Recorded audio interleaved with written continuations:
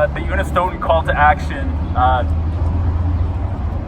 The past couple of days, the BC Supreme Court has been ruling an injunction granted back in December to either let it continue to have power over the Unist'ot'en people, or else just to let it go and end the human rights violations.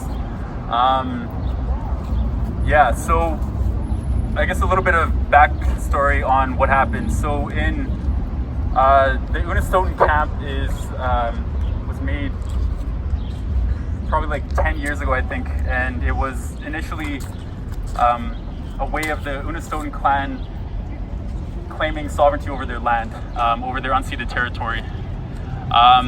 They strategically placed their camp in a place that would block a few pipelines. They successfully ended the Northern Gateway pipeline back in 2016.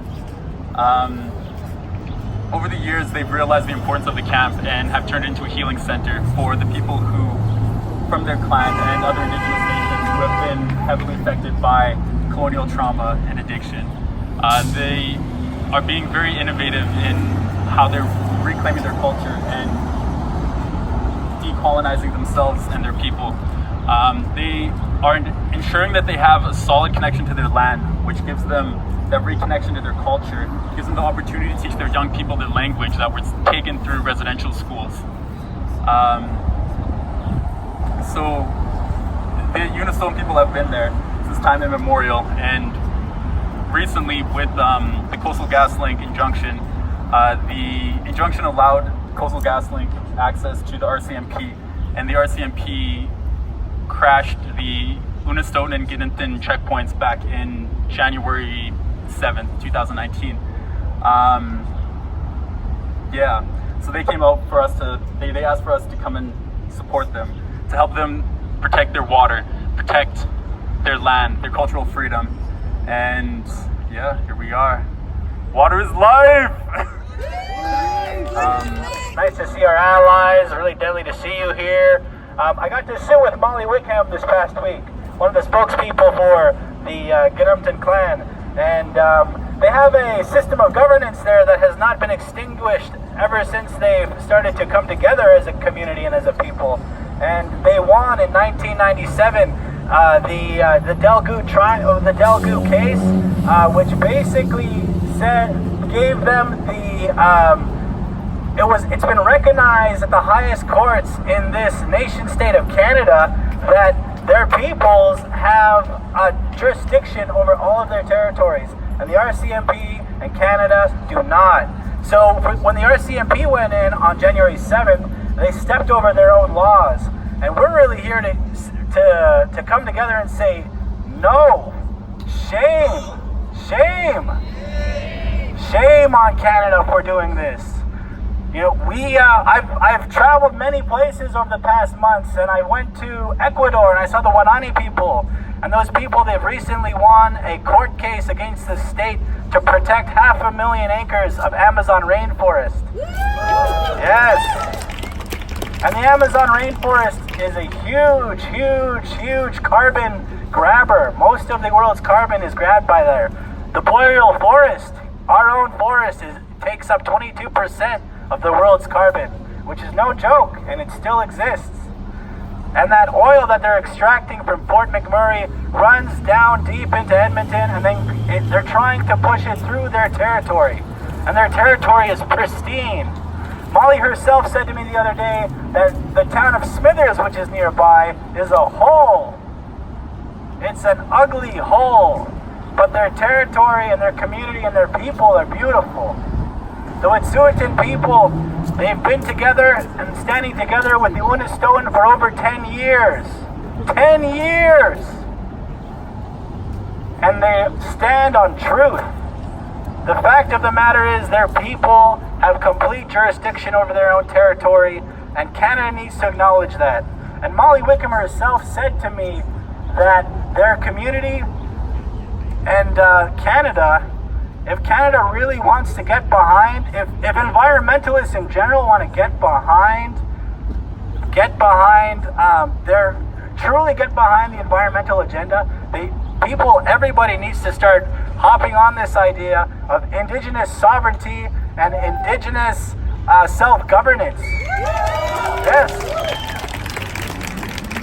The Unist'ot'en people, they have a clan system that is still very powerful and still very much in place. And their hereditary chiefs, it's been acknowledged by the highest courts of Canada that they have jurisdiction and ultimate say over their own territories. And now I don't think it's a huge step forward. I don't think it's a huge stretch to ask Canada to acknowledge their own ruling that they have made. But now, because it's convenient for oil and gas, now they're trying to step over them. And we've seen too many of our communities roll over. Right now, I'd really want to call out Chief Tony Alexis for doing this, and Chief Calvin Bruno. And the people of Papa's Chase First Nation, they got nothing left. They don't have any land in southern Edmonton anymore. They've got nothing left. And they're trying to make these deals. We need to start standing together and recognizing these hereditary chiefs whose clan systems have not been extinguished.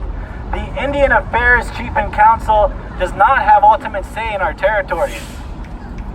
The Indian Affairs Chief and Council, in reality, the true reality of that system is to uplift capitalism and make Indigenous people useful for the Crown and for the nation state of Canada. That's the facts.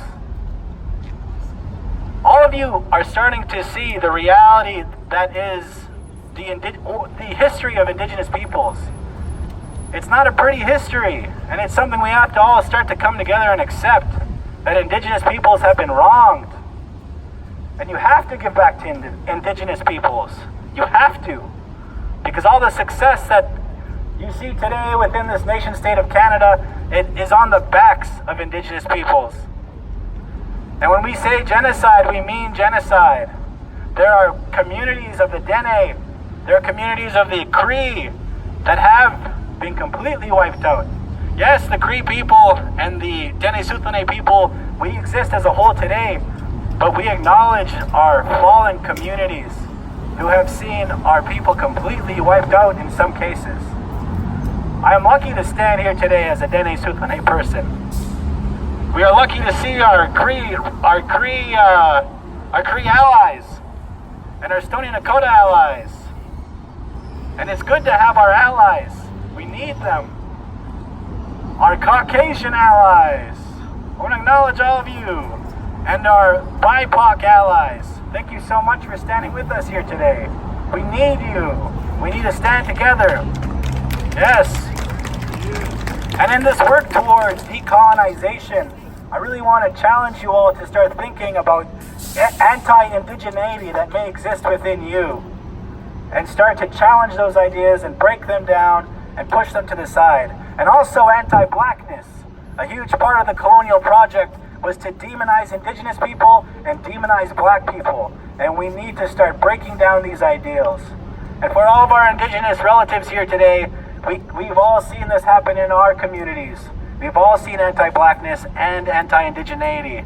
We need to start breaking down those ideas, and we need to start moving forward in the life-sustaining center that exists for our indigenous peoples. A life-sustaining community is at the center of our communities, not capitalism and greed and money. And we need to start moving back and centering that in a good way. So Masicho, Unist'ot'en, it's good to be here with all the people who love and want to protect our natural world. I'm so happy to stand in solidarity with you all today, and I hope you all can continue to move forward, advocating not only at public rallies like this, but in your own lives. When you hear anyone say something off color or off key about indigenous folks or black folks, stand up and make them see that that's wrong.